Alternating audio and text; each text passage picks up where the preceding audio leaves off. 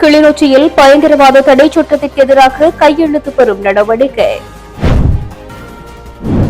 மன்னாரில் உணவகங்கள் மீது தொடரும் சட்ட நடவடிக்கை. தமிழ் அரசியல் கைதிகளின் விடுதலை மிக விரைவில் சாத்தியம். பவானந்த ராஜா எம்பி நம்பிக்கை. அல்லைப்பட்டி சிறுவன் படுகொலை, போலீசாரை கைது செய்ய கோரி யாழில் வெடித்தது போராட்டம். 2 பார்வைகளையும் இழந்த மாணவர்கள் யாழ் பல்கலையில் பட்டம் பெற்று சாதனை, குவிகின்றது பாராட்டுகள். எதிர்ப்பையும் மீறி நாமலின் பிரதானிய விஜயம் ஆரம்பம். சங்க கூட்டணியின் பேராளர் மாநாடு, இடிக்கப்பட்டு முக்கிய தீர்மானங்கள்.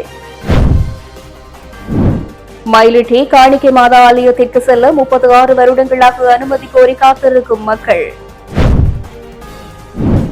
வடக்கு மக்களின் மனதை எப்படி வென்றது என்பிபி ஆர்வமாக கேட்டறிந்த பிரிட்டன் பிரதமர். யாழ் மாநகர சபையிடம் தீயணைப்பு வாகனங்கள் இல்லை, விடுக்கப்பட்டுள்ள எச்சரிக்கை. விடுதலை புலிகளின் தலைவர் சரணடைந்தார், சரத் வீரசேகர கிளப்பும் புதிய சர்ச்சை. ஆதாரங்களுடன் சிக்கியவராக இருந்தாலும் தண்டனை உறுதி, அமைச்சர் நளிந்த பகிரங்க எச்சரிக்கை. அரசியல் கைதிகள் விவகாரத்தில் புதிய நகர்வு, அறிக்கைக்காக காத்திருக்கும் அனுர அரசு. பழைய பயங்கரவாத தடை சட்டமும் வேண்டாம், புதிய பயங்கரவாத தடை சட்டமும் வேண்டாம், பயங்கரவாத தடை சட்டமே தேவையில்லை என வலியுறுத்தி கிளிநொச்சி மாவட்ட சிவில் அமைப்புகளின் ஏற்பாட்டில் பயங்கரவாத தடை சட்டத்திற்கு எதிராக கையெழுத்து பெறும் நடவடிக்கை கிளிநொச்சி பொதுச்சந்தை முன்பாக இன்று முன்னெடுக்கப்பட்டது. பாராளுமன்ற உறுப்பினர் சிவஞானம் ஸ்ரீதரனும் இதில் கலந்து கொண்டார். இந்த கையெழுத்து எழுத்தினூடாக ஏற்பட இருக்கின்ற இந்த பெரிய மாற்றம் இந்த இலங்கை நாட்டிலே நாங்கள் இன்றைய தினம் இந்த மாவட்டத்தினுடைய சிவில் சமூக அமைப்புகளும் மத தலைவர்களுமாக இணைந்து இலங்கையிலே கொண்டு வரப்பட உள்ள புதிய பயங்கரவாத தடை சட்டம் PSTA என்பதற்கு எதிராக பழைய PTA அதனை நாங்கள் நீக்குகிறோம் என்ற போர்வையிலே PSTA என்கிற ஒரு புதிய சட்டத்தை இந்த அரசாங்கம் கொண்டு வருகிறது. இந்த அரசாங்கம் கொண்டு வருகிற இந்த புதிய சட்டத்திலே பயங்கரவாதம் என்றால் என்ன, அதற்கான வரையறை என்ன, அல்லது இந்த பயங்கரவாத தடுத்திற்கு யார் யார் எவ்வாறு கைது செய்யப்படுவார்கள், அவர்களுக்கான விளக்கம் எத்தனை நாட்கள் நீதிமன்றத்துக்கு அளிக்கப்படும் என்ற விடயங்கள் கூட தெளிவாக சொல்லப்படவில்லை. ஆனால் பேசுகின்ற உரிமை, கூட்டம் கூடுகின்ற உரிமை, ஒன்றாக தங்களுடைய உணர்வுகளை வெளிப்படுத்துகின்ற உரிமைகள் புதிய PSTA பறிக்கப்படுகிறது. இதனைத்தான் அந்த சட்டத்தினுடைய பல பிரிவுகள் சொல்லுகின்றன. இதனை உணர்ந்து கொண்ட வகையில் தான் சிவில் சமூக அமைப்புகளும் எங்களுடைய மக்களும் ஒன்று திரண்டு இந்த இடத்திலே அதற்கு எதிரான முழு முயற்சிகளையும் அவர்கள் மேற்கொள்கிறார்கள். இந்த நாட்டினுடைய ஜனநாயகம் பேணப்பட வேண்டும் என்றால், இந்த நாட்டிலே நீதியும் நியாயமும் இந்த நாட்டில் இருக்கிறது என்று புதிய அனுர அரசும் கருதுமானால் பழைய பயங்கரவாத தடை சட்டமும் நீக்கப்பட வேண்டும். புதிய பயங்கரவாத தடை சட்டம் என்பது ஒன்று கொண்டு வரப்படக்கூடாது என்பதுதான் எங்கள் எல்லோருடைய பழசும் வேண்டாம் புதுசும் வேண்டாம். இதுதான் முழுமையான கோரிக்கை. ஏனென்றால் இலங்கையிலே பாராளுமன்றத்துக்கு கூடாக இயற்றப்பட்ட சட்டங்கள் உண்டு. அதனை விட இலங்கைக்குள்ளே இருக்கின்ற பல சட்ட வரையறைகள், அரசியல் அமைப்பின் பிரகாரம் கொண்டு வரப்பட்ட சட்ட திட்டங்கள், இதனை விட அவசரகால சட்டத்திற்குள்ளே இயற்றப்படுகின்ற சட்டங்கள், இவையெல்லாம் இந்த நாட்டில் இருக்கிற பொழுது புதிய ஒரு பயங்கரவாத தடை சட்டம் என்ற போர்வையில் மீண்டும் போலீசாருடைய அராஜகம், படைகளுடைய அராஜகங்களை கட்டவிழ்த்து தமிழர் பிரதேசங்களை மீண்டும் மீண்டும் ஆக்கிரமிக்கின்ற செயல்பாடுகளுக்கு துணை போகக்கூடாது. சர்வதேச சமூகத்திடம் நாங்கள் வினயமாகவும் பகிரங்கமாகவும் இந்த இடத்துல ஒரு கோரிக்கையை முன்வைக்கிறோம். இந்த பயங்கரவாத தடை சட்டம் என்பதோ அல்ல இனி வரப்போகிற சட்டம் என்பதோ இலங்கைக்கு உகந்ததல்ல, அது ஒப்பானதும் அல்ல. சர்வதேச சமூகம் கடுமையான அழுத்தத்தை இலங்கைக்கு வழங்க வேண்டும். அதனூடாக இலங்கை ஒரு நீதியான, நியாயமான, நீடித்து நிலைக்கக்கூடிய ஒரு ஒருங்கிணைந்த மக்களை அணி சேர்க்கின்ற, எல்லா இனங்களையும் மதிக்கின்ற செயற்பாட்டுக்கு இலங்கையை கொண்டு வர வேண்டிய பொறுப்பும், இங்கு நடந்த தமிழர்களுக்கு எதிரான இனப்படுகொலைக்கான நீதியையும் சர்வதேசம் பெற்றுத் தருவதற்கான ஒரு வாய்ப்பாக இந்த காலம் அமைய வேண்டும் என்பதையே நாங்கள் வலியுறுத்துகிறோம். நீண்ட காலமாக சிறைச்சாலைகளில் தடுத்து வைக்கப்பட்டுள்ள தமிழ் அரசியல் கைதிகளின் விடுதலை தொடர்பில் தேசிய மக்கள் சக்தி கரிசனை கொண்டு நடவடிக்கைகளை முன்னெடுத்து வருவதாக நாடாளுமன்ற உறுப்பினர் ஸ்ரீ பவானந்த ராஜா தெரிவித்துள்ளார். வெலிக்கடை சிறைச்சாலையில் நீண்ட காலமாக தடுத்து வைக்கப்பட்டுள்ள வவுனியாவைச் சேர்ந்த தமிழ் அரசியல் கைதியான நிமலன் என்பவரை சிறையில் சந்தித்து கலந்துரையாடிய பின்னரே அவர் இவ்வாறு தெரிவித்தார். மேலும் தெரிவிக்கையில், பல வருட காலமாக சிறைச்சாலைகளில் தடுத்து வைக்கப்பட்டுள்ள தமிழ் அரசியல் கைதிகளை விடுதலை செய்வதற்கான முயற்சிகளில் தேசிய மக்கள் சக்தி அரசாங்கம் ஈடுபட்டுள்ளது. அது தொடர்பிலான முக்கிய நகர்வுகளையும் எடுத்து வருகிறது. அந்நிலையில் சிறைச்சாலைகளில் தடுத்து வைக்கப்பட்டுள்ள அரசியல் கைதிகளை சிறைச்சாலைக்கு சென்று அவர்களை சந்தித்து அவர்களுடன் கலந்துரையாடி வருவதுடன் அவர்களது கோரிக்கைகள் பிரச்சினைகள் தொடர்பிலும் கேட்டறிந்து உரிய தரப்புகளுக்கு அவை தொடர்பில் அறிவித்துள்ளேன். கடந்த 2 வாரங்களுக்கு முன்னரும் கொழும்பு புதிய மெகசின் சிறைச்சாலைக்கு சென்று அங்கு தடுத்து வைக்கப்பட்டுள்ள 10 தமிழ் அரசியல் கைதிகளை சந்தித்து கலந்துரையாடினேன். தமிழ் அரசியல் கைதிகளின் விடுதலையில் மிக விரைவில் சாத்தியமாக்கும் என தான் நம்புவதாகவும் தெரிவித்தார். யாழ்ப்பாணம் அல்லைப்பிட்டி பகுதியில் போலீசாரின் துப்பாக்கிச் சூட்டில் படுகொலையான சிறுவனுக்கு நீதி கோரி யாழ்ப்பாணத்தில் போராட்டம் முன்னெடுக்கப்பட்டது. யாழ்ப்பாணம் மத்திய பேருந்து நிலையம் முன்பாக இன்றைய தினம் ஞாயிற்றுக்கிழமை குறித்த போராட்டம் நடைபெற்றது. அல்லைப்பிட்டி பகுதியில் கடந்த 10ஆம் தேதி அதிகாலை வேளை பயணித்த ஹைஸ் ரக வாகனத்தை தாம் வழிமறித்ததாகவும் அதன்போது வாகனத்தை நிறுத்தாது சென்றமையினால் வாகனத்தின் மீது மேற்கொண்ட துப்பாக்கிச் சூட்டில் வாகன சாரதியான சிறுவன் உயிரிழந்ததாக போலீசார் தெரிவித்திருந்தனர். நிற்காமல் சென்ற வாகனத்தினை போலீசார் வழிமறித்த பின்னரே துப்பாக்கி பிரயோகம் மேற்கொள்ளப்பட்டது எனவும் அது ஒரு போலீசாரின் திட்டமிட்ட படுகொலை எனவும் குற்றச்சாட்டுகள் எழும்பி வரும் நிலையில் படுகொலை செய்யப்பட்ட சிறுவனுக்கு நீதி கோரி போராட்டம் மேற்கொள்ளப்பட்டது.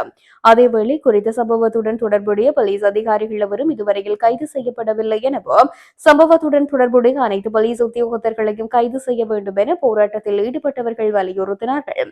சம்பவம் தொடர்பிலான வழக்கு விசாரணைகள் நாளை மறுதினம் செவ்வாய்க்கிழமை ஊர்காவல்துறை நீதவான் நீதிமன்றில் நடைபெற உள்ளமை குறிப்பிடத்தக்கது.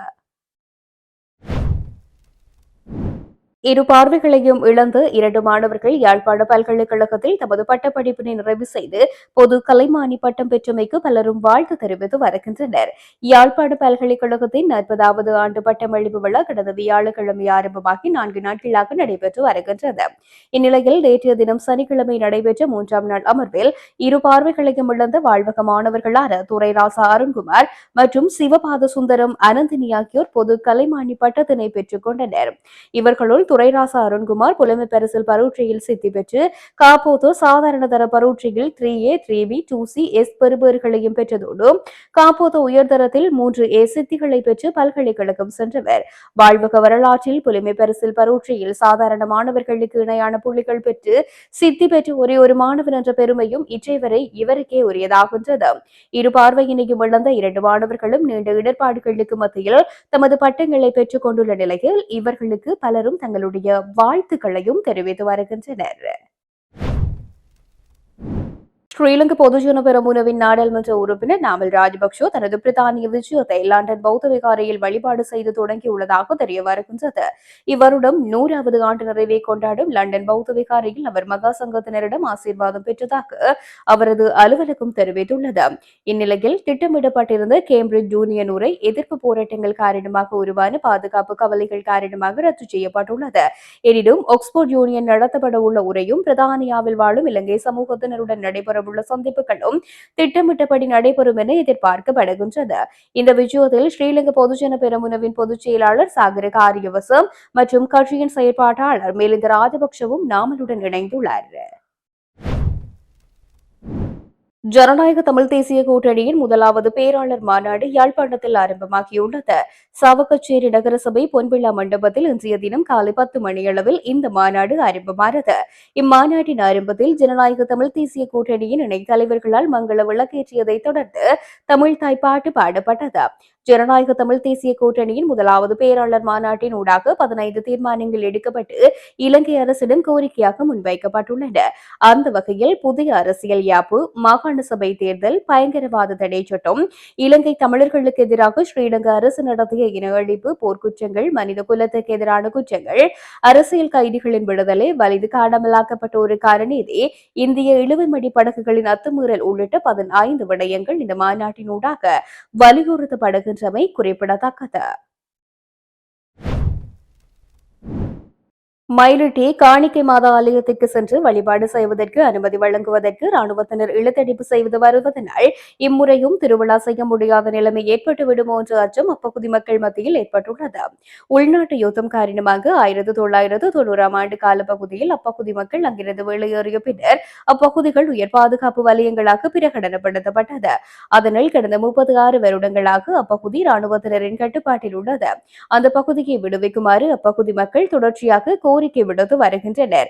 இம்முறை காணிக்கை மாத ஆலய திருவிழாவை ஆலயத்தில் செய்வதற்கு ஏதுவாக ஆலய சூழலை விடுவித்து தருமாறு ஜனாதிபதி, கடற்தொழில் அமைச்சர், வடமாகாண ஆளுநர், தேசிய மக்கள் சக்தியின் நாடாளுமன்ற உறுப்பினர்கள், ராணுவ தளபதி உள்ளிட்ட பல்வேறு தரப்பினரிடமும் கோரிக்கை விடுத்து வந்த போதிலும் எவ்விதமான சாதகமான பதில்களும் தமக்கு கிடைக்கவில்லை என மயிலிட்டி மக்கள் தெரிவித்துள்ளனர்.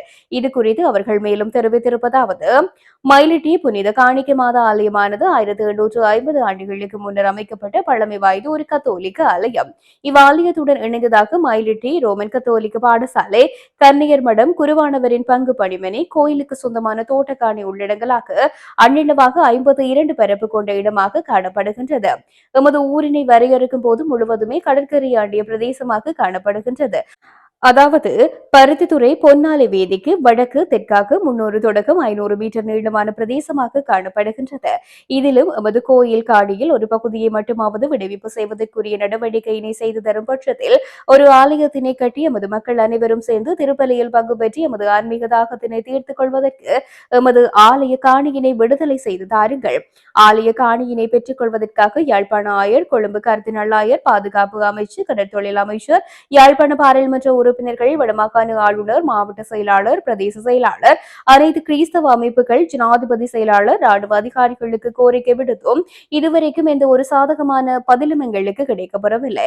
நாம் வன்முறையினை விரும்பாத மக்களாக, எந்த ஒரு அரசியல் செல்வாக்கும் இல்லாதவர்களாக கடவுளின் கையில் எல்லாவற்றையும் ஒப்படைத்துவிட்டு எமது காணிக்கை மாதாவை வழிபட பல்வேறு தரப்பினரிடமும் கோரிக்கை விடுத்து வருகின்றோம் என தெரிவித்தனர். முன்னர் ஒருபோதும் இல்லாத வகையில் சிங்கள தேசிய கட்சிகளில் ஒன்றான தேசிய மக்கள் சக்தி வடக்கில் காலூன்றுவதற்கு வழிவகுத்த பின்னணி காரணங்கள் என்ன என்பது குறித்து பிரதானிய பிரதமர் டேவிட் லாமி சிவில் சமூக பிரதிநிதிகளிடம் ஆர்வமாக கேட்டறிந்துள்ளதாக தகவல்கள் தெரிவிக்கின்றன. உத்தியோகபூர்வ ஒருநாள் விஜயம் ஒன்றை மேற்கொண்டு கடந்த வாரம் இலங்கைக்கு வருகை தந்த பிரதானிய பிரதமர் டேவிட் லாமிக்கும் சிவில் சமூக பிரதிநிதிகளுக்கும் இடையில் கொழும்பில் சந்திப்பு ஒன்று நடைபெற்றது. இந்த சந்திப்பில் சிவில் சமூகத்தின் சார்பில் கலாநிதி அகிலன் கதிர்காமர், ஜனாதிபதி சட்டத்தரணி சாலிய பேரி, சட்டத்தரணி ரணிதா ஞானராஜா, சட்டத்தரணி கௌதமன், பெண்கள் உரிமை செயற்பாட்டாளர் நஃபிலா இக்பால் ஆகியோர் கலந்து கொண்டிருந்தனர். இச்சந்திப்பின் போது டிட்வா சூறாவளியினால் ஏற்பட்ட தாக்கங்கள் மற்றும் அவற்றில் இருந்து நாட்டை மீள கட்டி எழுப்புவதற்கு மேற்கொள்ளப்பட்டு வரும் முயற்சிகள், சிறுபான்மையின மக்களின் உரிமைகள், பயங்கரவாத தடை சட்டம் மற்றும் அதற்கு பதிலீடாக முன்மொழியப்பட்டுள்ள புதிய வரைவு, நீதி மற்றும் பொறுப்புக்கூறல் இன்னமும் உறுதிப்படுத்தப்படாமை, மாகாண சபை தேர்தல்களை நடாத்துவதில் தொடரும் காலதாமதம், புதிய அரசியலமைப்பு உருவாக்க விவகாரத்தில் நிலவும் பின்னடைவு, முஸ்லிம் விவாகரத்து சட்டம் உள்ளிட்ட பல்வேறு விடயங்கள் தொடர்பில் கலந்துரையாடப்பட்டது. அதேவேளை முன்னெப்போதும் இல்லாத வகையில் சிங்கள தேசிய கட்சிகளில் ஒன்றான தேசிய மக்கள் சக்தி கடந்த தேர்தல்களின் போது வடக்கில் காலூன்றுவதற்கு வழிகோலிய காரணிகள் குறித்து பிரதானிய பிரதமருக்கு விளக்கம் அளிக்கப்பட்டது. அதனை அவ்வப்போது கேள்விகள் எழுப்பி ஆர்வத்துடன் கேட்டறிந்த பிரதமர் டேவிட் லாமி இம்மாற்றத்தின் வெவ்வேறு பரிணாமங்கள் தொடர்பிலும் கேட்டறிந்தார். யாழ்ப்பாண குடாநாட்டில் தீ அனர்த்தம் ஒன்று ஏற்பட்டால் அது பாரிய அழிவுகளை ஏற்படுத்தும் என யாழ் மாநகர சபை உறுப்பினர் முத்துக்குமார் உதயஸ்ரீ எச்சரித்துள்ளார். யாழ் சாவகச்சேரியில் இடம்பெற்ற நிகழ்வொன்றில் ஊடகவியலாளர்களுக்கு கருத்து தெரிவிக்கும் போதே அவர் இவ்வாறு குறிப்பிட்டுள்ளார். அங்கு தொடர்ந்தும் கருத்து தெரிவித்த அவர், தீ அனர்த்தத்தை எதிர்கொள்ளக்கூடிய சக்தியுடன் மாநகர சபையின் தீயணைப்பு பிரிவு இல்லை என்றும் குறிப்பிட்டார். மேலும் யாழ் மாநகர சபையிடம் தற்போது தீயணைப்பு வாகனங்கள் எவையும் இல்லை எனவும், நீர் விநியோகிக்கும் வாகனம் ஒன்றே தற்காலிக தீயணைப்பு பணியில் ஈடுபட்டு வருவதாகவும் சுட்டிக்காட்டினார். 1983 ஆண்டு யாழில் ஏற்பட்ட தீ விபத்தை போன்று அதன் பின்னரும் ஏற்படவில்லை எனவும், ஆனால் அவ்வாறானதொரு அனர்த்தம் ஏற்பட்டால் அதனை கட்டுப்படுத்தும் சக்தி யாழ் மாநகர சபையிடம் இல்லை என்றும் தெரிவித்தார். ஆகவே யாழ் மாநகர சபையின் கீழ் இயங்கும் தீயணைப்பு பிரிவை தனியான பிரிவாக அமைத்து அதற்கான வசதிகளை பெற்றுக் கொடுக்க வேண்டும் என்று தெரிவித்தார். இந்தியா குறித்து தனது பழைய நிலைப்பாட்டை மாற்றிக்கொள்ள வேண்டிய நேரம் வந்துவிட்டது என்று ஜேவிபியின் பொதுச் செயலாளர் செல்வின் சில்வா தெரிவித்துள்ளார்.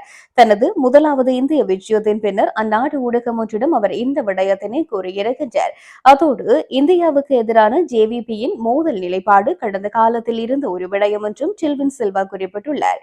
தற்போது ஆட்சியில் உள்ள தேசிய மக்கள் சக்தி கூட்டணியை வழிநடத்தும் ஜேவிபி தற்போது இந்தியாவை ஒரு நண்பராகவும் நம்பகமான கூட்டாளியாகவும் கருதுகின்றது. இந்த நிலையில் தான் புதுடில்லியின் இந்தியாவின் வெளியுறவு அமைச்சர் ஜெய்சங்கருடன் மிகவும் நட்பு ரீதியான கலந்துரையாடல் ஒன்றை நடத்தியதாகவும் கூறினார். இதேவேளை டிட்வா சூறாவளிக்கு பிறகு இலங்கையை மீட்டெடுப்பதில் இந்தியாவின் பங்களிப்புக்கும் அவர் தன்னுடைய நன்றிகளை தெரிவித்துள்ளார். தமிழீழ விடுதலை புலிகளின் தலைவர் பிரபாகரன் இந்த நிலையிலும் சரணடைவதை விரும்பியதில்லை, அதை மறைத்தவர். ஆனால் மேற்கத்திய நாடுகள் இறுதி நேரத்தில் தம்மை காப்பாற்றும் என்ற நம்பிக்கையில் அவர் உறுதியாக இருந்தார். சரத் பொன்சேகாவின் பேச்சு முன்னுக்கு பின் முரணானதாகும் என்றும் முன்னாள் அமைச்சர் சரத் வீரசேகர குறிப்பிட்டுள்ளார். அண்மையில் சரத் பொன்சேகா காணொலி ஒன்றை வெளியிட்டு தெரிவித்த கருத்துக்கு பதிலளிக்கும் வகையில் தனது சமூக வலைதளத்தில் அவர் இதனை குறிப்பிட்டுள்ளார். அதில் அவர் மேலும் குறிப்பிட்டிருப்பதாவது: ஃபீல்டு மார்ஷல் சரத் பொன்சேகா இந்த அறிக்கையால் தனது அரசியல் பிரதிபிம்ப களங்கத்தை ஏற்படுத்திக் கொண்டுள்ளார். ஒரு சந்தர்ப்பத்தில் கோட்டாபய ராஜபக்ஷ புலிகள் வெள்ளிக்கொடி ஏந்தி வந்தபோது சுடுமாறு உத்தரவிட்டதாக கூறுகின்றார். ஆனால் இப்போது கோட்டாபய எதிரணியை சரணடைய சொல்லிய போது தான் அவர்களை அழித்ததாக தெரிவிக்கின்றார். இந்த கருத்துக்கு தமிழ் பிரிவினைவாத புலம்பெயர் தமிழர்கள் என்ன பதிலளிக்கப் போகின்றார்கள் என்பதை பார்த்திருக்கின்றேன். மேலும் தமிழீழ விடுதலை புலிகளை மஹிந்த ராஜபக்ஷ சரணடைமாறு கூறிய போது தான் அவர்களை அழித்ததாக கூறுகின்றார். பொன்சேகா காட்டிய வீடியோவில் ஷவேந்திர சில்வாவுக்கு வந்த தொலைபேசி அழைப்பு பாதுகாப்பு செயலாளர் கோட்டாபய ராஜபக்சவிடம் இருந்து அல்ல, அது வேறு ஒரு தரப்பின் பரிந்துரையாக இருக்கக்கூடும். வெளிநாட்டு தொடர்புகளை கொண்டிருந்து தமிழீழ விடுதலை புலிகளின் தலைவர் பிரபாகரன் நடத்திய 30 ஆண்டு யுத்தத்தின் இறுதியில் சரணடைதல் என்பது ஒரு படை தளபதியின் மட்டத்தில் தீர்மானிக்கப்படக்கூடிய எளிய செயல் அல்ல. அது அரசியல் மற்றும் சர்வதேச இடைத்தரகர்களின் உயர்மட்ட தீர்மானமாகும் என்றும் சரத் வீரசேகர கூறியிருக்கின்றார். கடந்த காலங்களில் நாட்டை சூறையாடியவர்கள் மற்றும் ஊழல்களுக்கு எதிராக சட்டத்தை நிலைநாட்டுவதை அரசியல் பழிவாங்கல் என கூறி ரோஹித் அபே குணவர்த்தன போன்ற ராஜபக்ஷ அணியினர் தப்பிக்க முடியாது என அமைச்சரவை பேச்சாளரும் அமைச்சருமான நலிந்த ஜாயதிச பதிலடி கொடுத்துள்ளார். அனுரு அரசு ராஜபக்ஷக்களையும் அவர்களின் சகாக்களையும் சிறையில் அடைப்பதிலேயே குறியாக உள்ளது என ரோஹித் அபே குணவர்த்தன எம்பி முன்வைத்த குற்றச்சாட்டுக்கு ஊடகங்களிடம் பதிலளிக்கும் போது அவர் மேற்கண்டவாறு குறிப்பிட்டார். இதுகுறித்து அமைச்சர் நலிந்த ஜாயதிச மேலும் கூறுகையில், ராஜபக்ஷக்களையும் அவர்களின் சகாக்களையும் பற்றி சிந்திப்பதற்கு எங்களுக்கு எந்த அவசியமும் இல்லை. அவர்கள் இப்போது ஒரு அரசியல் சக்தியே கிடையாது. ஆனால் தேர்தலில் மக்கள் வழங்கிய ஆணையின் பிரகாரம் மக்கள் சொத்தை திருடியவர்கள் எவராக இருந்தாலும் அவர்கள் சட்டத்தின் முன் நிறுத்தப்பட வேண்டும் என்பதே எமது அரசு நிலைப்பாடு. அதை செய்யும் போது திருடர்களுக்கு பயம் வருவது இயல்பானதுதான்.